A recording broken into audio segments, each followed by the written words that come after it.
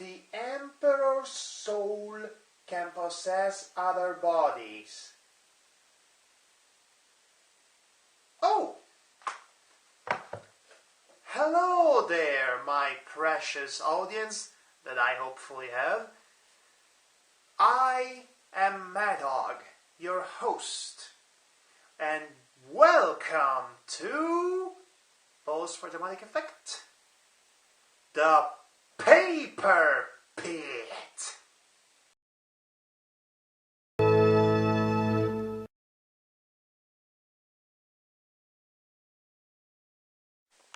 Perfect.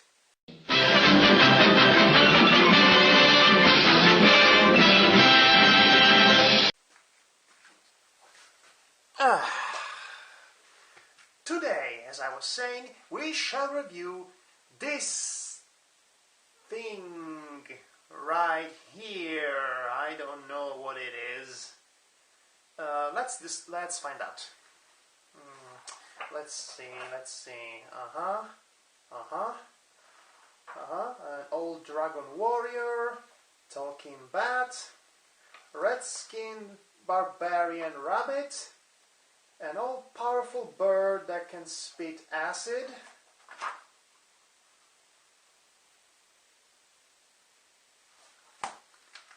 context! Introducing Donjon, which is French for dungeon, a long-time comic book meta-series created by Johann Spar and Louise Trondheim. The story, or various stories, take place in an alternate, post-apocalyptic dark fantasy version of our own planet called Terra Amata, which is populated by anthropomorphic animals with the unhealthy habit of slaughtering each other for fun and profit. It's a satire. Laugh with me. Ha ha ha ha ha ha. The primary intention of its authors was to produce a gory parody of sword and sorcery conventions deeply ingrained in our classic perception of the fantasy genre since Dungeons and Dragons. The series isn't titled Dungeon without a reason, after all, that reason being the presence of an actual dungeon run by a fiendish chicken that lures warriors to die horribly in order to steal their loot. This chicken person will go on to become the most despised World of Warcraft player alive. The main series is divided in 3 big chapters, each one containing several volumes to tell their own portion of the story. We have the early years, Zenith, and Twilight. The comic I currently possess, it's actually the first volume of the Twilight saga. And I shall never use Twilight and saga in the same sentence ever again. I promise.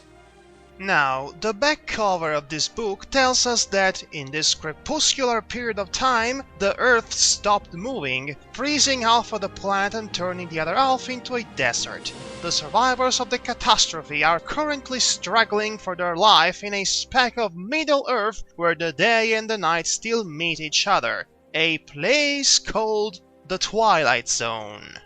We're about to enter a world of sight, of sound, of thought. The volume opens with a lonely, hungry talking bat wandering into a cave in desperate search of food. He meets up with an old blind dragon by the name of Marvin the Destroyer, which is actually one of the main characters of the overall saga. For allowing him to eat food, the young rodent offers himself to be the geezer's eyes for his upcoming journey to the mysterious Dragon Cemetery, a mystical place fathomed to be full of riches and power beyond comprehension. This attracts the attention of freaking Cthulhu. Actually, his name is...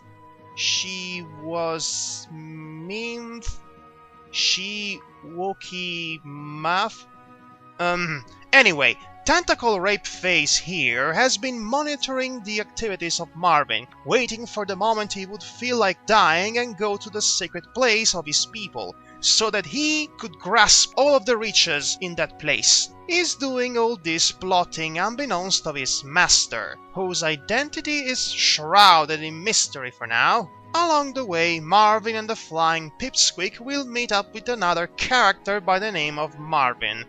Introducing Bugs Bunny's unhinged cousin, Marvin the Red, protagonist of the Twilight chapter. He was named Marvin in honor of the original destroyer that once, well, destroyed the rabbit's hometown. He was banned from his own townsfolk because of his red fur, the color of bloody death that's associated with Marvin's original skin.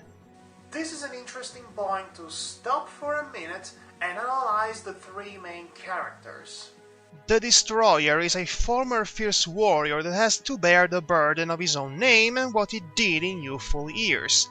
The weight of his many regrets are now embodied in the shape of young Marvin, whose life was basically doomed to be the one of a violent, lonely outcast since the day he was born, due to old Marvin's legacy. Interestingly, despite the tragedy of his background, the rabbit is proud of his name and looks upon the original destroyer with eyes of admiration. This only makes the dragon feel even more guilty and irritated, because the idea of having the younger generation wanting to follow his own terrible footsteps is enough to make him cringe in disgust. Things get even more complicated when they will eventually reach the Phantom Dragon Cemetery, and the old two-faced geezer will be forced to kill his companions in order to keep the secret of its location intact. Except he ultimately can't kill them because they are now his precious companions and spiritual children.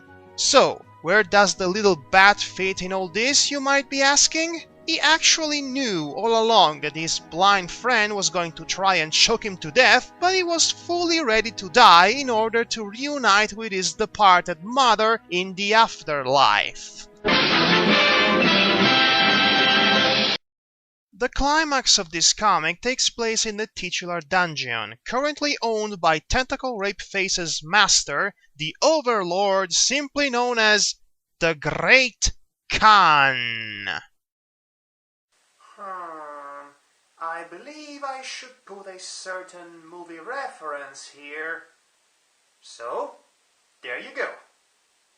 I shall leave you as you left me, buried alive.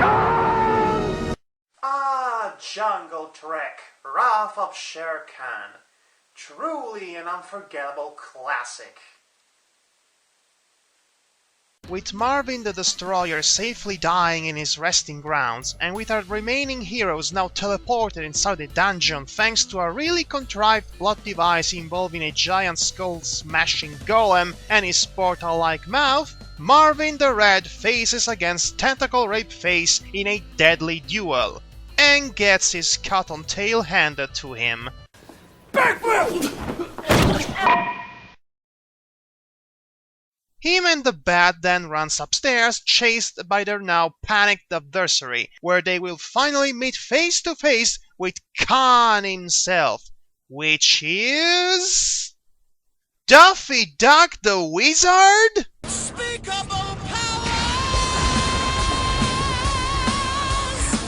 Actually, his name is Herbert the Duck, the other recurring main character of the Dungeon series along the dragon Marvin. He is so powerful that his droll can liquefy bones, and Cthulhu here is his own harlot. Speaking of which, he is none too pleased about his servant keeping a certain secret from him, so he disembowels him with a simple snap of his feathery fingers.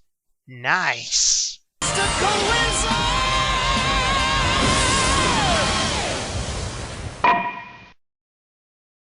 The comic ends with young Marvin and the Bat being ordered by Khan to go honor the memory of the now departed dragon, thus setting the story for a proper follow-up. This is a very interesting work.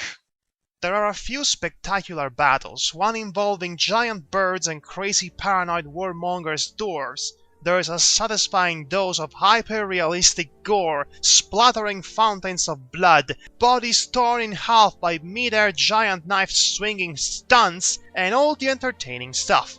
There are funny jokes and memorable quotes thrown around that satirize at the comic's own source material, but what really makes it special are the characters. They are interesting and multi-layered. Cartoonish, yes, but still enjoyable on a deeper level. I endorse the simple-looking, complex artwork as well. Marvin the Red does remind me of a taller, more bloodthirsty version of Max the Rabbity Thing, after all. Dungeon is a unique series to say the least. It's as if Lord of the Rings and Looney Tunes had a bastard child. It gets my recommendation. Thank you for watching and oh, dang it! I forgot to make a Marvin the Martian reference! 95.5 PLJ. In an abandoned warehouse with no lights, just shadows, and soon no rabbits. The purpose of the event is to pass the torch from one generation heavy metal to the next. And there live, in his black leather hunting outfit, with a shotgun guitar with spikes coming out of it, Ozzy Fudd, the Rabbit Slayer. In the dead of night, a shimmering white gleam of a blade, and the devil is paid.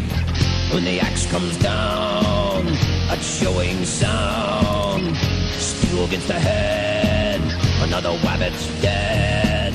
I'm a wabbit slayer, a guitar player, with a nasty habit. Kill the wabbit!